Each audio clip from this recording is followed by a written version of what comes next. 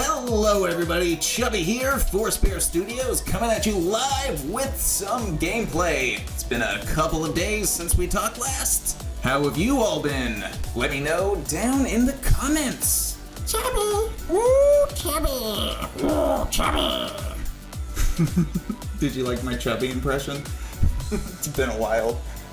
Since I've had to do that. Yeah, so I should explain what we're doing. And I would if I knew the answer to that, but I'm not too sure. So I'm just going to play one of my favorite decks on Magic Online, and I'm going to pop through some games with it. And we're just going to shoot the shit. Talk about Magic, moral decay, you know, fun stuff like that. So, like I said, this is one of my favorite decks. You've seen it before on the channel, hopefully. I can't imagine too many people are watching this that haven't already seen most of our videos at this point. Here are the fighters. Here are the fight spells. Here are some pump spells, and here's a way to rebuy the fighters. And if our opponent doesn't have anything to fight, we can use Forbidden Orchard to give them a unwilling participant. I think the only thing different in this deck from versions of this I've played in the past, Primal Might, one of the best fight spells ever printed, because at worst it's Prey Upon, which this deck could probably get away with playing anyways. But this is a strict upgrade, because if nothing else is happening and you've been flooded a little bit, got a bunch of Hierarchs in play, Primal Might, huge finisher, especially on a double striking Kenzo. Oh, Esper Sentinel as well. That's a new one. So yeah, probably just gonna run this through a few games and see you there. So, tried doing this live. Haven't played Magic in a while. Played a little slow, and it turns out beggars can be choosers, even at this hour. So, we're gonna do this in post. Never done commentary like this, but hopefully it's a little easier, and my opponents don't get upset with me being slow. So let's see if memory serves. It usually doesn't, but I think we stopped playing around the time of the Panda. Put out a video where I played a coronavirus deck. I remember that. And then I think we came back for a little bit in 2021, and then we just sort of dropped off the face of the earth. Except for the Halo Doom trailer, which is now available. You can download that for free on itch if you'd like. 15 years in the making. I don't know how many of you were around when we used to do Let's Play tests of Halo Doom, but it's the same project. Well, a lot of this stuff is very different, but the bones and the soul are intact. So yeah, pretty nice to kind of get that out of my way. Still have to do some multiplayer stuff with Jordan at some point. Kevin, as you knew him. He's actually in Silicon Valley right now. Pretty cool stuff. So, how have you guys been? Seriously though, like, let me know in the comments. I'm quite curious. It's been a weird few years. Very strange. I've been living that hermit life. Only leaving the house when I need to. It's by choice, not like fear of monkeypox or pandemic or any nonsense like that. This world kind of just bums me out, you know? Has for a while. I assume it has for most people for a while. Really feels like things have just been getting worse and worse and worse. Though I think right now we're back in the denial phase for a little bit, so can take a little solace in that. It's way too dark. Oh, way too dark for Chubby. Should gotta go back to some Chubby stuff. Ooh, chubby! Oh, chubby! But, I mean, dark times call for a dark Chubby. That is what it is, I think. Got a few other projects in the pipeline that I could talk about if you'd like at some point. I really want this to be an interactive video, so I'm hoping we get a lot of comments. Just because it's been a really long time. Not because I expect the algorithm to favor this video because you comment a bunch, but I'm just curious how everyone's been. If there's anyone even left. I mean, a lot of people watched the Halo Doom trailer and left some very nice comments. And every month or two, I've noticed a nice comment coming in saying how saying how we're missed and they want us to come back. Some people demanding it. That's kind of weird. You shouldn't demand people to do things they don't necessarily want to do. But pretty well all of you left really, really nice comments, and I appreciate every single one. Weird things started happening, though, in the last year or so. So typically, used to getting comments like, where have you been? Are you dead? That kind of thing. But in the last year or so, started getting some comments about how people used to watch us in their childhood. That is a new one for me. Though I am 30 years old, so the math checks out. Oh, actually, it's 2 o'clock in the morning, so I guess I'm 31 now. It's my birthday, by the way. When I'm filming this. Probably when it comes out, too. Okay, yeah, so what was I talking about? Oh yeah, the fact that we're in the darkest timeline and people have their eyes closed. Pretty heady stuff. It's been a pretty heady couple years there. Doing a lot of self-reflection, thinking about why I do things, you know, why anyone does things, purpose, meaning in life, that sort of thing. I pretty well come to a conclusion for myself anyway. Actually get a lot of meaning just doing what I want, so I'm just gonna do that as much as I possibly can. Till I'm inevitably homeless. Yeah, that's dark, but a lot of people are homeless now. A lot of people always were homeless, but it's definitely getting worse. I've been pretty lucky in that regard. Probably just the plot armor. Get to make games all day, make music. Got a few albums that I've been itching to put out, but I wanted to give you some magic content first. But might get 2 videos today. Who knows? But yeah, I've been leaning pretty hard into my creative impulses. Very fulfilling. Though not good at fulfilling the bank account, am I right? Oh. I don't even really like doing things for money, to be honest. All the money we ever made from the channel went straight back into the Magic collection. I know that sounds incredibly privileged to say, but if you can afford to be choosy, you should be. Because honestly, in my opinion anyway, nothing's really more valuable than the time you have. And if you don't have purpose and you don't have meaning, then you're not really spending your time valuably. It doesn't really matter how much money you've accrued. Unless you're one of those people that somehow that's giving you meaning and purpose. I'm sure there are those people. I am definitely not one of them. But usually when you have to do things for money, they have to be compromised. They have to be brought down to something of the lowest common denominator. At least if you want it to succeed in a marketplace. That's how capitalism really works. Especially now when we're plagued by gigantic monopolies and billions in ad revenue and yada yada yada. But then you could always join a bigger thing, lose some of your creative freedom. But if you're trying to project yourself into the world, that's just not tenable. But yeah, meaning, purpose. I don't think they're the same thing.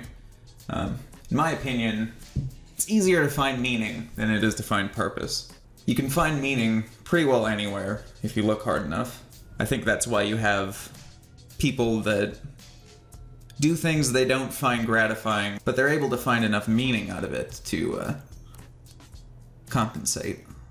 But on the other hand, I think purpose is a much hotter commodity. It's a lot more personal. It's like your subconscious telling yourself that you're on the right path, if that makes any sense. And I think both are really important. And I also think not everyone finds both. And I think most people don't find both until they're done their 65 years of labor or whatever, till their retirement age. And then they finally get time to know themselves under all the layers of social conditioning. Then they can find purpose. And when I look at the job satisfaction statistics, it's pretty overwhelmingly bad, especially in the US, but that's where the majority of you guys are, by the numbers. And frankly, I don't think much of the Western world is that much better. And I find it really sad that that's the state of the world that we live in. I hope you're all able to find both in your lives. What do you guys do? And I don't just mean as a job. I mean as a person. Who are you guys? Get a little esoteric on you. Yeah, so let's go back to Magic for a while. So Jeff and I played a bit of Magic the other day. We didn't film anything. We were just playing for fun, trying to reconnect with what we actually love about Magic and why we started in the first place. We've been playing it a long time. I think this is the longest break we've ever taken, too. At least since we started filming, certainly. No, probably since we started playing, actually. Which was Zendikar, I want to say? No, Alara block. I remember the first time somebody played a Planeswalker, and it was very confusing looking. Good times. What was the first deck that you guys ever built? Let me know that in the comments as well. Again, hoping for a lot of comments on this bad boy. But, yeah, first deck that you ever made, ever played. I guess you could make a deck without playing it. I've done that several times. For me, I think it was... Oh, I want to say... Was it Big Green Monsters? No, that was the first, decent deck that I made. The first deck that I made was I mashed together the Liliana Vess dual deck with the Shivan Dragon M10 starter deck and made a red-black monstrosity that was absolutely terrible. Worst thing ever. No synergy, no nothing. Just big monsters that maybe I could eventually play. Shivan Dragon, I think, was the finisher in that bad boy. No formats, obviously. Just cards. Just cards. Some of the first Magic cards I ever bought were ones that I just thought the art was really silly on. I think Bursting Beebles may have been my first card. Yeah. Oh, jeez. And then I remember the first time I actually made a deck that was playable. I put that in air quotes, because it really wasn't. But kitchen table playable, I suppose. Big Green Monsters. I went on Gatherer, I looked at everything that had more than 7 power, and I got, all of the cheap cards that had more than 7 power. Because in our little play group, which was basically just the Forest Bear guys, but in our little play group, we basically covered everything, I think, except for green. So that was a little niche that I thought I'd fit into at the time. Giant Green Monsters deck. I think that eventually turned into a Hypergenesis deck as well. And we also didn't know how to play Hypergenesis. I thought, hey, this is just a free spell. I'll just play it for free. And so, you draw a Hypergenesis, you play it, and then just everyone dumps their board on the first turn. It was great. No rules, no nothing. I remember we also played with Double Strike, where the first strike would kill the creature, and the second strike would get through the creature and hit the player. And we played like that for a long time, not knowing what the rule actually was, until eventually it came up at a limited tournament. I think it was a World Wake draft. And I don't remember who it was. It might have been me, but one of us was arguing with somebody because we'd been playing it that way for, I don't know, a year at that point or something like that. And we were trying to argue that that's the way it was, and then kind of got embarrassed when the judge came over and explained the way things actually worked. Which honestly is far less cool. I get why it is that way, but come on, it's Double Strike. First one should kill something, second one should, I don't know. I guess give it Trample. That'll do the job. Oh, good times. Yeah, I want to know what you guys' first decks were. Also, what got you into Magic in the first place? Was it other people around you playing? Did you find it on your own? For me, it was a sort of a combination of both, I guess. Other people around me were playing it, but I ignored it for quite a while. And then I think eventually I wanted to sort of see what it was about, so I looked through some cards, and I got all the funny art cards that I could find from the local game store for 5 cents a piece, something like that. And then I got into some of the cool art cards. I remember Form of the Dragon was something that I thought just looked absolutely epic. The Sarkin version, not the not the derpy one from back in the day. Though that one has its place, I suppose, in Magic history. Yeah, I think Berserk also I thought was really cool. And then I got a From the Vault. Oh, what was Exiled? No. Was it Exiled? I think so. That was banned cards, right? Exiled. Yeah. I got that thing at MSRP. Still have all the cards from it. Yeah, and I remember Berserk was so broken. Was so broken in the kitchen table tournaments that we have, especially with the big green deck. Just out of nowhere, suddenly, yeah, you're dead. Your little chump blocker is no longer a chump blocker. Berserk's still a really cool card. I love it. I've used it as removal almost as much as I've used it for a win condition. Yeah. I remember in those days, Magic just had this, well, magic to it, if you know what I mean. I think anytime you find something for the first time, it sort of has a magic to it. A little sparkle of novelty. Yeah, and for a long time, it was just something we would do for fun. We had a cube. We would always draft the cube.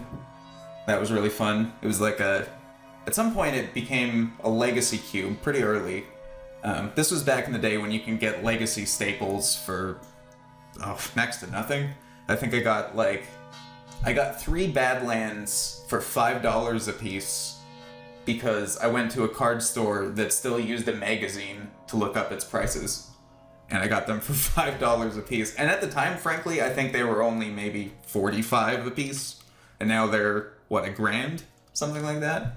It's kind of absurd how much little squares of paper have gone up. I know that it's not just little squares of paper, but at the end of the day, it's little squares of paper. But that's also what money is, for the most part. Though now it's usually little squares of plastic. So I think what kept me coming back to Magic again and again was really just the interactions. You never quite knew what you were going to get. We were friends with a few people that had some really interesting old combo decks. Cold cards that I'd never seen before. Gilded Drake, I remember. That was one of the combo decks. And from that moment on, I kind of became fascinated with combos. Because it's like taking the normal interactions of a Magic game and ramping it up to 11, you know. But yeah, Magic is a lot like life. And that kind of sounds weird, but if you think about it, it sort of makes sense. You have different archetypes, different decks, burn, control, yada yada, sort of like archetypes of people. You can more or less know what to expect out of that type of person, and then you just play around them. It's really, you can really get a lot of useful skills for manipulating people for Magic if you're a sinister person, but even just for like interactions in the world. There's a lot of parallels. Just, if you've never thought about it, think about it a little. It's very interesting. I think that might be one of the big draws of the game for a lot of people, whether they know it or not. Or I could be talking out of my ass and not actually know anything. What do I know? I'm just a weird guy on the internet. So then I think we started making content. That was around the time when Foursquare Studios started. Do we have any real OGs in the audience? Anyone that was around before we had even done Magic? Let me know in the comments, please, especially this one. If any of you have been watching us since before we did Magic content, man, love, much love. But yeah, we never really intended even to make Magic content. We were sort of a Let's Play channel. We had the most success with Goat Simulator, and if you look at our most popular videos, those are the ones that just keep growing steadily over time.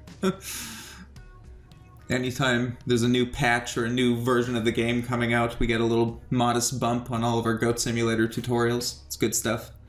But we really did that the YouTube content for sort of the entertainment value. Like, it was really heavily modeled after Rooster Teeth, Funhouse, later, channels like that, Game Grumps to some extent, that sort of a thing.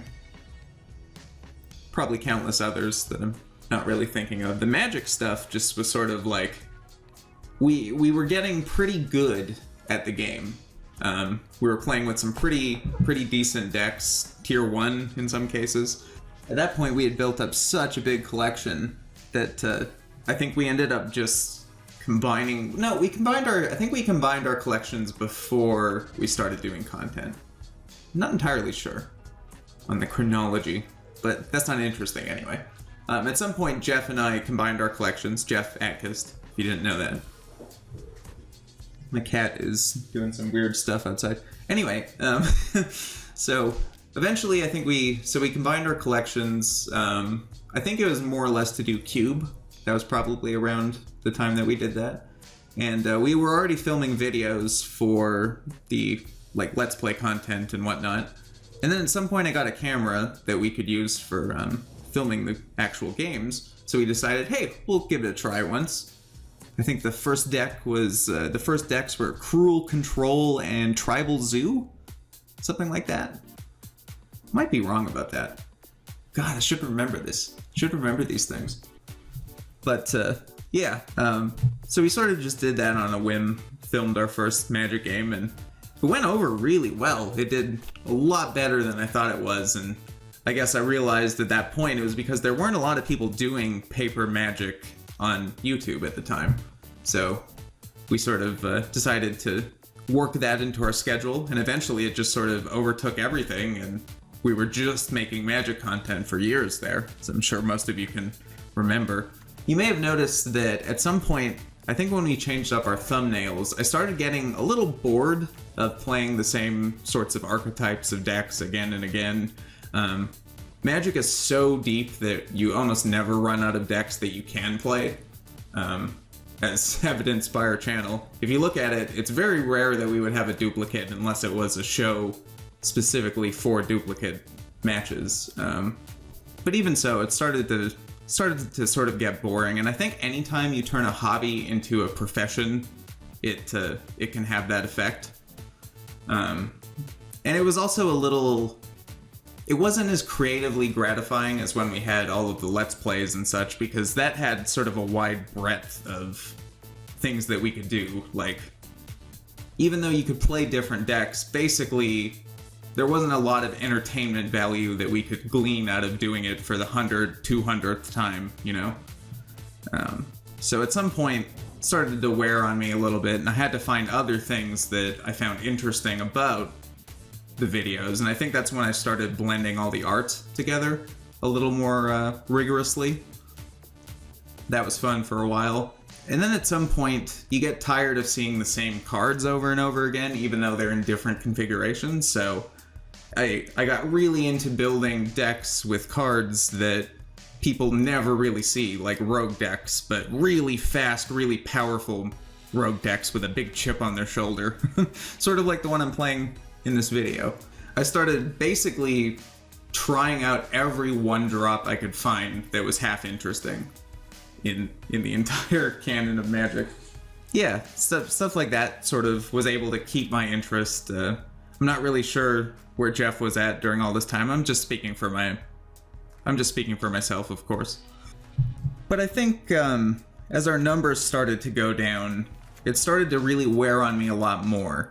And I think the reason for that in hindsight, though I wouldn't admit to it at the time, I think the reason in hindsight was mostly because I was paying a little too much attention to YouTube statistics.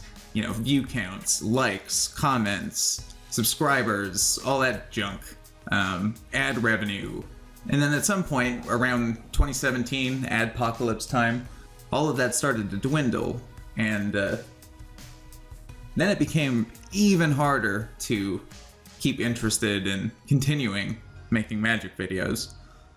I don't know, it starts to wear on you a little bit, and you never really know when the right time to call it quits would be. I still don't know. Still don't know that.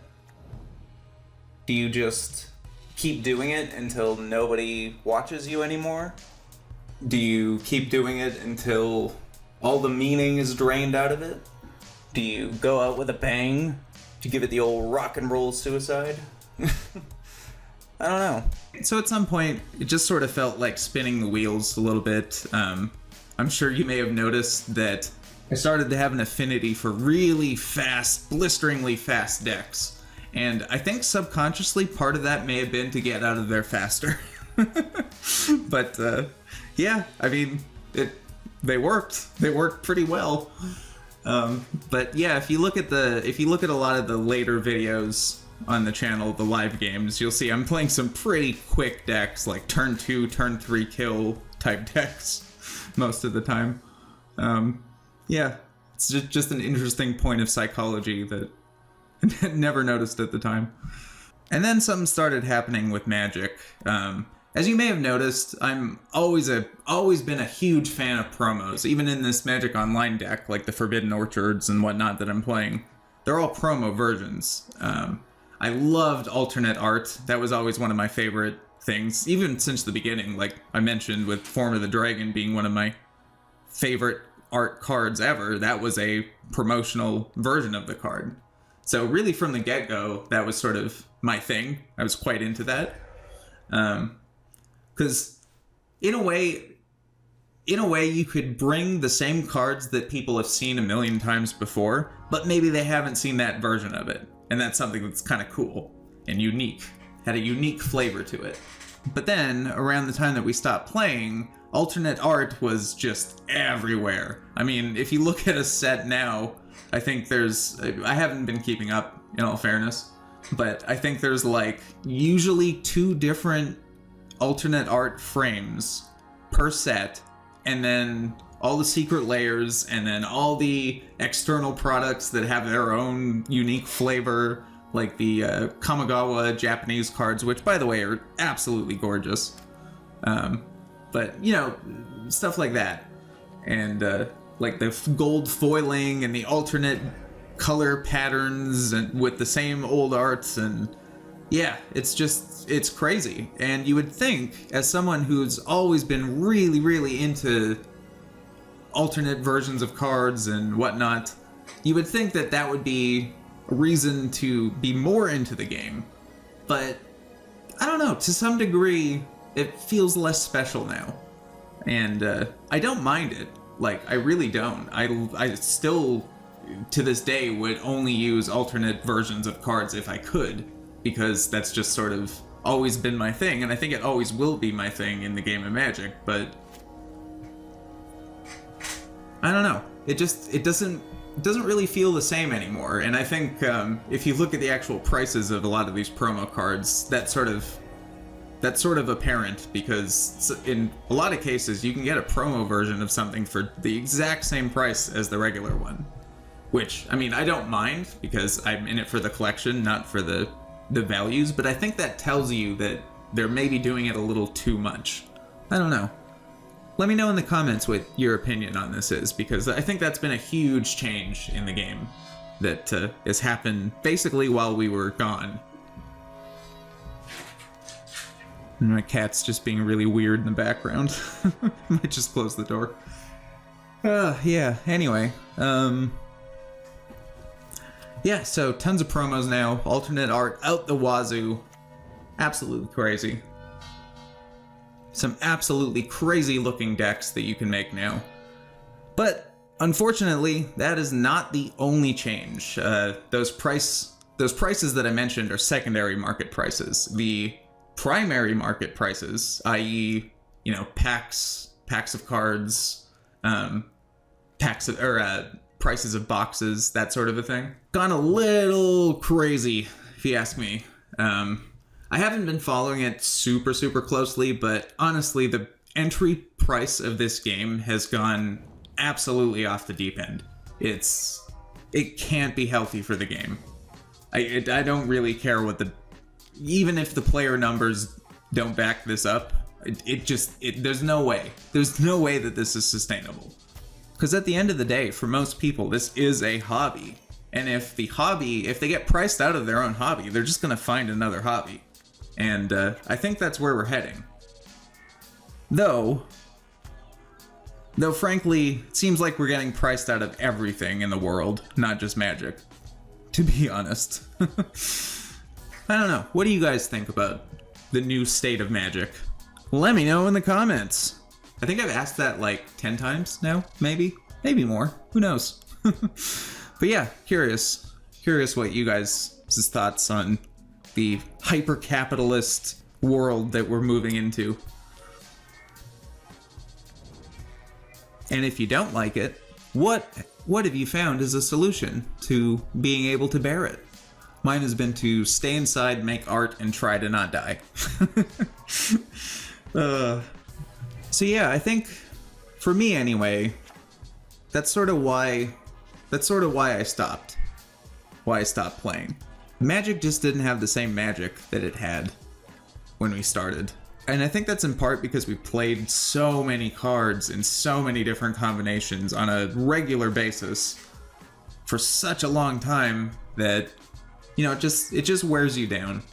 And the only thing that really kept us going for as long as we did was the audience that stuck around. You guys. Like, at some point, Foursquare Studios more or less disbanded. We were a game development company, but we all sort of went our separate ways when Universa fell apart. And the only reason that Jeff and I kept up with the content as long as we did was because there was an audience for it. And because we still loved the game. But then in the end, I don't know, just felt like that wasn't enough for me anymore. No offense to any of you, of course. Which I guess does bring us to the big question that everyone's been asking us. Are we going to do any more Magic videos? Are we going to do any more live games? Clearly we're going to do more Magic videos because you're watching one now. But in terms of playing more live games, probably. We will probably do at least a few more. We have so many decks that are really cool that we've never shown you. We have so many new cards with really cool art that we haven't shown you yet. And I feel like to some extent, we have unfinished business in that regard. Now, again, this is just my own opinion. Jeff will have to be on the same page, obviously, or else you're just going to watch me play solitaire, which, I mean, that could be fun. Who knows? Could make it fun. But I think, regardless, if we do come back to playing live games, we have to really enjoy it, I think. And what that will probably mean is that we're not going to stick to a schedule necessarily. We're not going to ask you to like and comment and subscribe, though I am asking you to comment on this video a bunch. But that's for other reasons. But I think like a lot of that fluff just sort of gets in the way of things, you know? Like trying to make it a sustainable business model and whatnot. It's just in the way. It's just in the way of something that was a lot of fun, still is a lot of fun, and still can be a lot of fun. So that's where I'm at on the big question. But of course, there's other factors at play as well. I didn't even really get into the state of YouTube, but as I'm sure you know, hasn't really gotten that much better. It's also gotten more and more corporatized. More and more ad rolls, whether you want them on your video or not. More people grifting at the beginning of videos, trying to sell you undies or whatever the hell. Ball cream. Stuff like that. And I've seen, like, you can make that interesting, but this is sort of harkens back to what we were talking about before with, you can find meaning in anything. You could do an ad read in a funny way that makes people laugh and makes you laugh, and but again, that's sort of compensating for having to do something annoying. Like, nobody on YouTube wants to shill products to you. I mean, I shouldn't generalize. Maybe some people do. But honestly, like, I think a lot of content creators, a lot of people that just are in it for making videos, which that's why we started making videos in the first place. But I think a lot of people that are in it for those reasons are really heartbroken that they have to have a Patreon and that they have to beg their subscribers for money every once in a while and they have to shill products, and I don't know, like, it's it's kind of dystopian. Like, if you've read any Orwell, we almost live in worse times. And that's not even talking about all the stuff that's out of our control as a species, you know, climate. I mean, that was in our control, but it's out of it now. Growing population, that sort of thing. Very easy to be a doomer in these times. And I would say, to some extent, maybe I am, but I think I've found positivity in my own world, even though I've failed to find it in the outside one. You know? But yeah, YouTube, man. But it's not just YouTube. It's basically everywhere on the internet. That's just the world we live in these days. In a world of crypto-fascism and metaversal destruction, one man stands above all else. Chubby! Oh god, no. Chubby's actually sitting right now, not standing. Okay. So, I don't know if I'm running out of things to talk about, but I'm running out of energy in which to talk about them. So I don't know, that's where things are at. What else do I have going on? Been a very hot summer so far. Not over yet. Geez, I really am out of things to talk about if I'm talking about the weather, aren't I? Yeah, might be best to call this. Yeah, so I don't know. If you like this video, let me know. If you like this sort of format of just rambling while magic's going on in the background, let me know. I can't imagine it's that enthralling. But, I don't know. Haven't talked to you guys in a long time, so thought it might be nice to catch up a little bit. Remember to leave 5 or 6 comments to feed our parasocial addiction. Got a couple of game projects in the pipeline. Not really ready to talk about them yet. Halo Doom. You can check out the trailer, download that for free if you want. Probably got an album coming out either today or in the very near future. I'm like 3 albums behind. I've been making a lot of music during the break. All different sorts too. Oh, I guess that's another thing I could ask. So, part of what made us stop was just sort of the repetition of just doing magic stuff again and again and again, and that's part of the reason why it got kind of old. But I still like making videos. I like editing them. I'm kind of weird that way. I like doing the thumbnails, like... So, I don't know, like... Would you guys be open to content that isn't magic-based, but is still video content? Kind of, not necessarily Let's Plays like we used to do, because, I mean, we're in our 30s now. I don't know what type. Video essays, maybe? I've always been interested in video essays. Definitely want to put more music content up, because, like I said, I've made so much. But I don't really know if you're that interested in these things or not, or if you're just here for the magic content. Yeah, I don't know. But if we do start doing stuff with the channel again, it's probably going to be a little more varied than just magic stuff, I would hazard to guess. I would feel a little bad just filling up people's subscriber boxes with stuff that they're not interested in. If it gets annoying, by all means, unsubscribe. I don't really care. But, I don't know. I think if we do continue, that's probably the way forward. I hope you are all doing well. I hope that the times have not been excruciatingly hard towards you. And I hope that even a little impromptu video like this can still provide you with some sort of entertainment. Even though I have no one to bounce off of other than my dumb cat. Peeper, are you dumb? Are you dumb? Are you dumb? Peeper? Are you dumb? So yeah, I'm gonna go to sleep and go be 31. So, have a good day, and we will see you sometime. Probably. Bye.